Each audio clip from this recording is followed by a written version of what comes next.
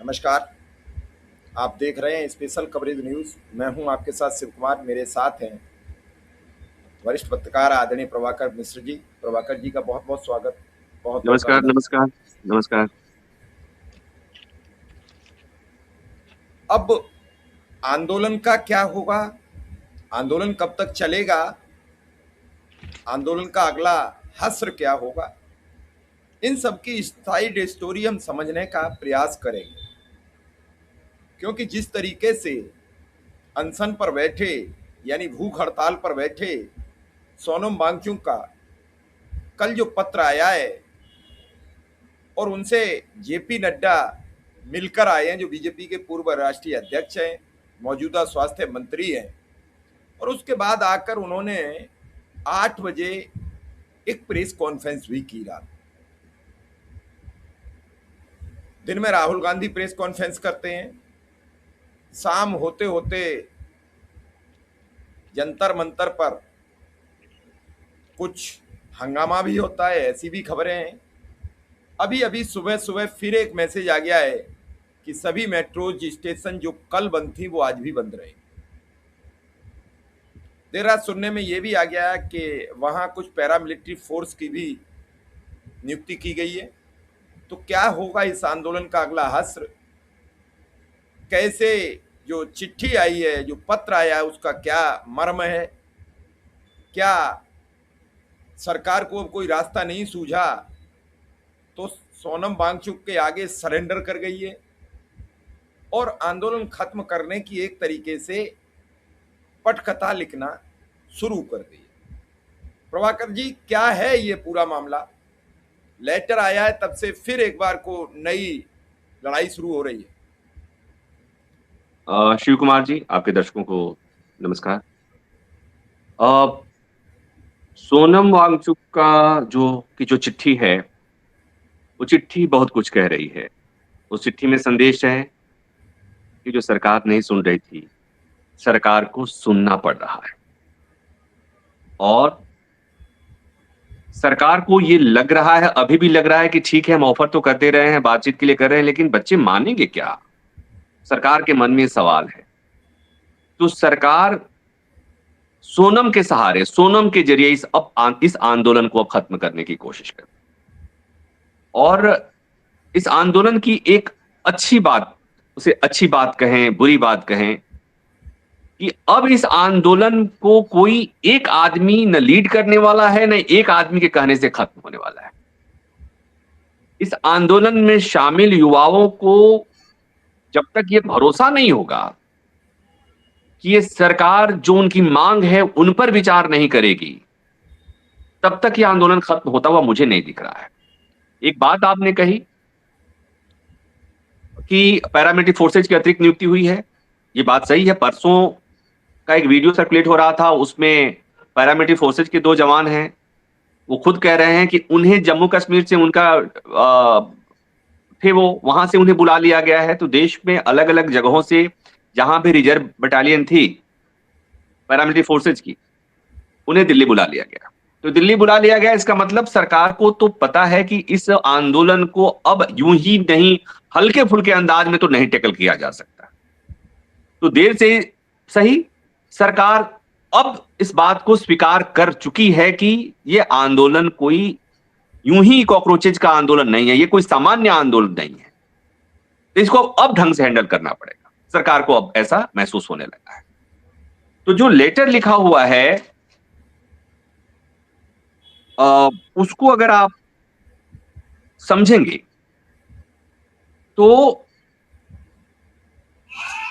सोनम ने एक बात कही है। सोनम ने पहली बात तो ये कही कि भाई, हम अपने ये जो इस प्रदर्शन में शामिल जो बच्चे हैं उनके खिलाफ कोई कार्रवाई नहीं होगी। सरकार के लिए इस बात को मानना बड़ा आसान है। सरकार मान जाएगी, हाँ भी, इसलिए कि सरकार को पता है कि आंदोलन में शामिल बच्चों के खिलाफ कार्रवाई करेंगे तो ये बैकफायर करेगा। तो सरकार को ये मांग मानने में दिक्कत नहीं है, तो सरकार इस बात को तो मान जाएगी। दूसरा ये कि बातचीत के लिए सरकार तो तैयार है। तो सरकार तैयार है अब सोनम से सरकार ये कह दे कि हम बातचीत के लिए तैयार हैं और हम कोई कार्रवाई नहीं करेंगे, और तब सोनम वांगचुक कह देंगे युवाओं से कि आप अनशन, आप इस प्रोटेस्ट को खत्म कर दीजिए।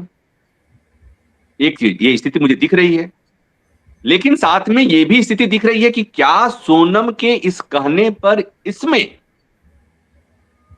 आंदोलन में शामिल बच्चे मान जाएंगे, या वो कहेंगे कि केवल बात से नहीं बनेगी। दूसरी बात कि बातचीत होगी तो कैसे होगी, बातचीत की शर्तें क्या होंगी, क्या बातचीत उसी तरह से होगी जिस तरह से 20 तारीख को इधर लाठियां भाजी जा रही थी और उधर मंत्री जी के घर पे सीजेपी के लोग हाथ जोड़े खड़े थे, घंटों खड़े थे, तब उन्हें बुलाया गया। तो सीजेपी की तरफ से कह दिया गया कि भाई बातचीत तो होगी लेकिन हमारी शर्तों पे होगी, हम आपके यहां नहीं आएंगे, आपको हमारे पास आना पड़ेगा। क्या यह सरकार इस शर्त को मान पाएगी? मानना पड़ेगा मुझे लगता है। तो अभी सरकार की कोशिश होगी कि ये सोनम से अपील करा लें, सोनम से कहवा लें और सोनम वांगचुक ये बात कह दें और आंदोलन खत्म हो जाए। खत्म होगा नहीं होगा अभी कहना थोड़ा सा मुश्किल है, लेकिन जैसा मैंने कहा कि सोनम जब तक जंतर मंतर पर थे उसके पहले और उस समय तक के आंदोलन की तस्वीर कुछ और थी। सोनम को यहां से जाने के बाद, लाठीचार्ज के बाद का जंतर मंतर अलग हो चुका है। कल शाम को भी झड़प हुई। अब जो लोग वहां पर गए हैं उनको मनाना इतनी सी बात से शायद इतना आसान नहीं होगा। लेकिन शिव कुमार जी, एक बात और है, आंदोलन के चरित्र को समझेंगे और आंदोलन का मनोविज्ञान समझने की कोशिश करेंगे तो किसी भी आंदोलन की एक मियाद होती है। कोई आंदोलन अनिश्चित समय तक तो नहीं चल सकता। अब ऐसा तो नहीं हो सकता कि सरकार धर्मेंद्र प्रधान का इस्तीफा नहीं ले, उन्हें पद से नहीं हटाए और आंदोलन चलता रहे। कैसे चलेगा? वो बच्चे नौकरी करने वाले बच्चे हैं, कुछ कॉलेज जाने वाले बच्चे हैं। प्रभाकर जी, आंदोलन की तो परिभाषा न जो काला दिवस बीजेपी मनाती है दिन और रात, तब बदली थी और न आज बदली है। तब भी कहा गया कि आंदोलन विदेशी ताकतों के जरिए किया जा रहा था, इसलिए हम इमरजेंसी लाए।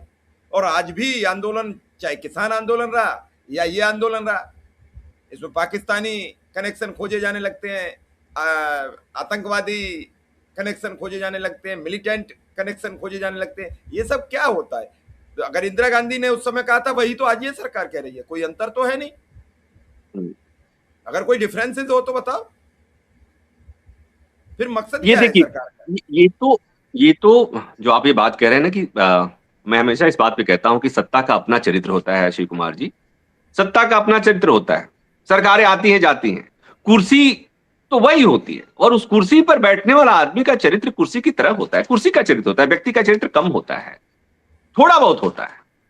तब सत्ता का अपना चरित्र होता है और सत्ता को आंदोलन पसंद नहीं है, सत्ता को कभी भी सवाल पसंद नहीं होता है। तो सत्ता अपने अपने हिसाब से डील करती है। कुछ सत्ता लोकतांत्रिक तरीके से डील करती है, कुछ सत्ता पुलिस के जरिए डील करती है, कुछ सत्ता पुलिस के साथ साथ भाड़े के गुंडों के जरिए डील करती है, कुछ सत्ता अपने राजनीतिक कार्यकर्ताओं के जरिए डील करती है।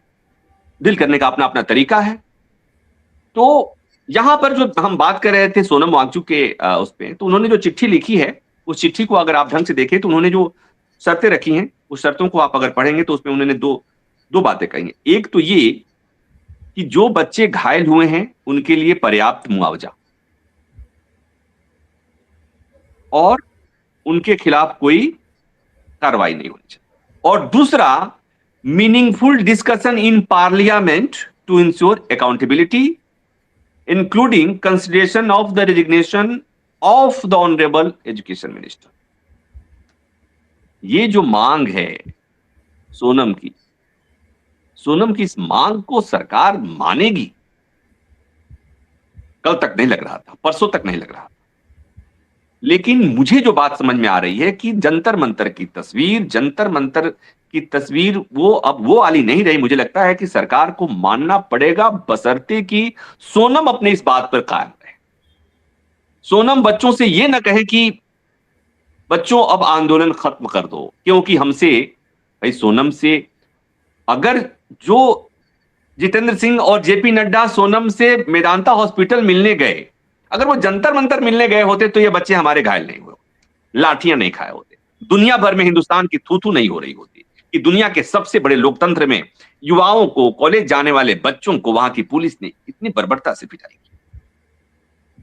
तो हम कहते हैं ना कि मैं कल भी दोहराया था, आज भी दोहरा रहा हूं, जूता और प्याज की कहानी। बिल्कुल। तो आप वही कर रहे हैं, किसी चीज को ठीक से हैंडल नहीं कर पा रहे हैं। इसका मतलब कि या तो जो आपको बताने वाले हैं, जो आपकी एजेंसियां हैं, वो आपको ठीक से ब्रीफ नहीं कर पा रही हैं, या आप इतने एरोगेंट हैं कि आप समझने को तैयार ही नहीं हैं। और तब तक आप तैयार नहीं हुए जब तक आपने नहीं देखा कि इस देश में बच्चे, युवा जो हैं वो अपने मुद्दे को समझ रहे हैं और वो किसी हद तक जा सकते हैं, हालांकि गए नहीं है। आज सुबह मेरे किसी से बात हो रही थी जो फंसे हुए थे, एक पत्रकार, उन्होंने कहा कि आप सोच नहीं सकते थे कि अगर जिस तरह से बच्चों के बारे में कहा जा रहा है कि बच्चे उग्र हो गए थे, अगर बच्चे उग्र हो गए होते तो देश की राजधानी की तस्वीर बहुत खराब हुई होती। इसलिए बिल्कुल सही। कि जो तादाद थी दिल्ली जंतर मंतर और लुटियंस के सड़कों की जो तादाद थी, बच्चे, इतनी भारी तादाद में बच्चे थे और वहां पर पुलिस अधिकारियों की सिंगल गाड़ियां चल रही थी। अब कहने का मतलब यह है कि सरकार ने तपिश महसूस करने के पहले तक अगर सोच लिया होता तो यह तस्वीर नहीं गई होती। तो भला हो, अभी भी कुछ नहीं बिगड़ा है शिव कुमार जी, अभी मैं तो कह रहा हूं कि अभी भी कुछ नहीं बिगड़ा है। नहीं नहीं, एक हम बड़ी इसको खबर इसी आ गई है सामने। अभी 9:07 पर प्रधानमंत्री जी ने 32 दिन बाद जागकर एक पोस्ट किया है एक्स पर। देख लीजिए आप देख लीजिए। क्या लिखते हैं? 32 दिन बाद क्यों? देश के युवाओं का हित और उनका भविष्य हमारी सर्वोच्च प्राथमिकता है। पेपर लीक के सभी मामलों में दोषियों को जल्द से जल्द कठोर दंड देने के लिए, केस के त्वरित निस्तारण के लिए फास्ट ट्रैक कोर्ट्स का गठन किया जाएगा। इस संबंध में निर्देश दे दिए गए हैं कि संबंधित विभाग आवश्यक कार्रवाई सुनिश्चित करे। विद्यार्थियों के हितों की सुरक्षित करने के लिए सरकार द्वारा लिए जा रहे निर्णयों की श्रृंखला में ये एक महत्वपूर्ण कदम है। युवाओं के भविष्य के साथ खिलवाड़ करने वाले किसी भी व्यक्ति को बख्शा नहीं जाएगा। उसके बाद जो नीचे कमेंट हैं वो कह रहे हैं लोग के प्रेस कॉन्फ्रेंस कीजिए पहले इस पर, ये भी बताइए धर्मेंद्र प्रधान का क्या होगा। ढेरों कमेंट है। राहुल गांधी ने इस पर अटैकिंग मोड में एक और पोस्ट लिख दी है, आपने ही हमारे युवाओं के भविष्य का सबसे ज्यादा नुकसान किया है। आपने न सिर्फ हमारी एजुकेशन सिस्टम पर पूरा कब्जा होने, उसे बर्बाद होने दिया, उसे बढ़ावा भी दिया है और इसके जिम्मेदार हर व्यक्ति को संरक्षण दिया है। छात्रों की मांगें साफ हैं, धर्मेंद्र प्रधान को पद से हटाएं, छात्रों से माफी मांगें, छात्रों के साथ हिंसा करने वालों के खिलाफ कार्रवाई करें। मैंने भी लिख दिया, मैंने पढ़ लिया, उसमें कहीं भी शिक्षा मंत्री के बारे में जिक्र नहीं, चर्चा नहीं, कोई जिक्र और नहीं। फिर हम वही बात कहते, फिर मैं वही बात कह रहा हूं कि जब ये आंदोलन शुरू हुआ, उस आंदोलन के हफ्ते 10 दिन बाद, उसी दौरान धर्मेंद्र प्रधान का जन्मदिन था, शिव कुमार जी। और जंतर मंतर पर जब नारे लग रहे थे कि शिक्षा मंत्री इस्तीफा दो, उसी समय प्रधानमंत्री का ट्वीट आया और उसमें प्रधानमंत्री जी ने शिक्षा मंत्री धर्मेंद्र प्रधान के कार्यों की सराहना करते हुए कहा था कि बहुत बेहतरीन काम कर रहे हैं आप। तो तस्वीर तो उसी समय साफ हो गई थी कि तुम रोवो, गाओ, ढोल बजाओ, जो करना है करो, धर्मेंद्र प्रधान तो अपने धर्मो भाव को हम उनको कहीं नहीं वो जाएंगे, वो जो हैं वो जहां हैं वहां रहेंगे। तो ये तस्वीर तब की थी। और ये जो बात, हाँ प्रभाकर जी, क्या इस पोस्ट के जरिए आज विपक्ष को संदेश और छात्रों को दे दिया कि धर्मेंद्र को नहीं हटाऊंगा चाहे आप कुछ भी करो? मैं थोड़ा समझने का प्रयास कर रहा हूं। आप ये है ना, ये है, लेकिन वो जो ये बात कह रहे हैं ना कि ये जो ट्वीट है वो छात्रों के लिए तो है ही नहीं, ये लीपापोती है, सॉरी टू से।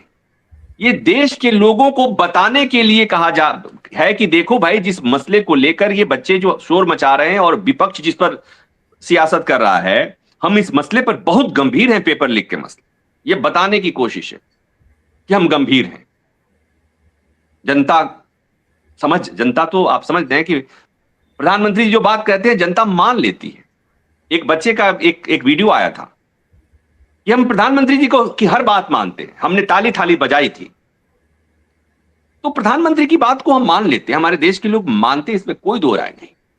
युवाओं का हित और उनका भविष्य हमारी सर्वोच्च प्राथमिकता है, लेकिन उससे बड़ी प्राथमिकता है कि हमारे शिक्षा मंत्री के बारे में कुछ मत बोलो। इस मैसेज में ये भी है, इसको पढ़ने की जरूरत है कि हम सब करेंगे। अपने यहां एक कहावत कही जाती है कि पंचायत मानेंगे, खूंटा वही गड़ेगा, पनारा वहीं चलेगा। वही चलेगा। हमारे यहाँ खूंटा बोलते हैं, पश्चिमी पंचायत। उत्तर प्रदेश में, यूपी में आके पनारा हो जाता है कि पंचायत तो सबकी मानेंगे, जो आप कह रहे हो वही ठीक है, लेकिन पनारा जहां गड़ा है वहीं गड़ा रहेगा, वहीं चलेगा। वही गड़ा। हाँ, तो ये जो पनारा है ना, ये खूंटा है, वो धर्मेंद्र प्रधान का खूंटा है, जो खूंटा वो टस से मस नहीं होगा। तो ये वही चीज है। पेपर लीक के सभी दोषियों में मामलों में दोषियों को जल्द से जल्द कठोर दंड देने के लिए और निस्तारण के लिए फास्ट ट्रैक कोर्ट्स, ठीक है, होता रहता है ये, लेकिन मांग तो कुछ और है। जवाबदेही तय कीजिए। ये जो पकड़े गए वो तो छोटे मोटे प्यादे हैं, ठीक वैसे ही जैसे राम मंदिर चढ़ावा मामले में हुआ, जो पकड़े गए 8 लोग तो छोटे प्यादे हैं, बात तो बड़े प्यादों की हो रही है। आप मछलियों की बात कर रहे हैं, हम मगरमच्छ की बात कर रहे हैं। किसकी सरपरस्ती में हो रहा है, ये सामने हो। ये शिक्षा मंत्रालय के तहत एनटीए आता है, शिक्षा मंत्रालय के तहत यूजीसी आता है, और शिक्षा मंत्री की जवाबदेही तब उन्हीं की बनती है। और मैं बार बार ये बात कह रहा हूं कि ये मैं नहीं कह रहा हूं, सुप्रीम कोर्ट में जब ये मामला गया था तो कोर्ट की तरफ से ये बात कही गई कि जब तक जवाबदेही तय नहीं होगी तब तक इस तरह की घटनाओं पर रोक नहीं लगेगी। तो आप ये छोटे छोटे लोगों को कि पेपर पकड़े में वो 5 लोग पकड़े गए, 7 लोग पकड़े गए, 10 लोग पकड़े गए, पेपर लीक कर दिया। अरे भाई, मंत्रालय मंत्री हैं आप। ये तो वही बात हो गई ना कि रेलवे दुर्घटना के लिए रेलवे वाले रेल के ड्राइवर को आपने अगर जिंदा पकड़ लिया तो उसको फांसी पे लटका दो। भाई, रेल मंत्रालय मंत्री, हमारे देश में, हमारे लोकतांत्रिक ढांचे में मंत्रियों को जवाबदेही बनती है ना। तो मांग तो यही हो रही है। तो देखिए, जो मुझे बात समझ में आ रही है वो ये समझ में आ रही है कि सरकार को लगता है कि सोनम वांगचुक को जब पुलिस ने वहां से ले गई इसलिए लोगों की भावनाएं भड़की, तो सोनम इन भावनाओं को शांत कर सकते हैं। इसलिए सरकार की तरफ से देखिए, अस्पताल में 2-2 लोग जाते हैं, 2 मंत्री जाते हैं, उनको समझाने की कोशिश करते हैं, और सोनम की तरफ से जो मैसेज है वो बहुत ही सॉफ्ट मैसेज है। मैं बार बार कहता हूं विथ ड्यू रिस्पेक्ट कि सोनम जोधपुर जेल में जाने के पहले सोनम वांगचुक कुछ और थे, वहां से लौट के आए तो कुछ और हैं, अभी अस्पताल में गए हैं तो कुछ और हैं, लौट के आएंगे तो कुछ और होंगे। मतलब विथ ड्यू रिस्पेक्ट, बड़ा सम्मान करता हूं मैं सोनम का, नायक हैं वो। और इस आंदोलन में उन्होंने जो भूमिका निभाई है अब तक, अब के बाद के बारे में मैं नहीं जानता हूं, अब तक उन्होंने जो भूमिका निभाई है वो काबिले तारीफ है। जैसे सवाल उठने लगा कि जंतर मंतर से सोनम चले गए तो क्या दूसरा ये देश में सोनम नहीं हो सकता है क्या? क्या सोनम चले गए अस्पताल तो आंदोलन उठ जाएगा क्या? तो एक वैक्यूम बना कि सोनम नहीं तो आखिर अगला कौन? तो सोनम वांगचुक के इस योगदान को याद किया जाएगा। लेकिन अब ये सोनम वांगचुक की बहुत बड़ी जिम्मेवारी बनती है कि कहीं उनके जरिए इस आंदोलन को बिना किसी परिणति के पहुंचे हुए खत्म करने में सोनम वांगचुक को कोई इंस्ट्रूमेंट न बनाया जाए, क्योंकि ब्रॉडली वहां आंदोलन में शामिल लोग सोनम की बात तो थोड़ा बहुत तो मानते ही मानते। तो अगर सोनम ने भावनात्मक अपील कर दी कि आप लोग मेरी बात मान जाओ, सरकार बातचीत को तैयार हो गई है, आप लोगों के खिलाफ कोई कार्रवाई नहीं होगी और ये मान जाओगे तो हम अपना अनशन तोड़ देंगे, तो बेचारे तो धर्म संकट में पड़ जाएंगे। तो सरकार अब छात्रों को, युवाओं को धर्म संकट में डालने की तैयारी कर रही है। शिव कुमार जी, मुझे उस चिट्ठी में यही दिख रहा है, और अगर ऐसा होता है तो बहुत अच्छी तस्वीर तो मुझे नहीं दिख रही। चलिए, अब तो कम से कम 32 या 33वां दिन होगा आज।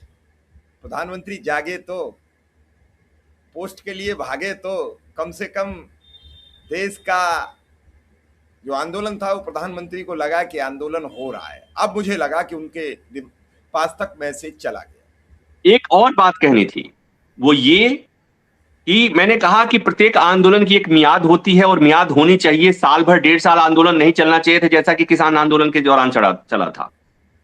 आंदोलन की एक मियाद होनी चाहिए और आंदोलन खत्म हो जाना चाहिए, लेकिन परिणति के साथ खत्म होना चाहिए।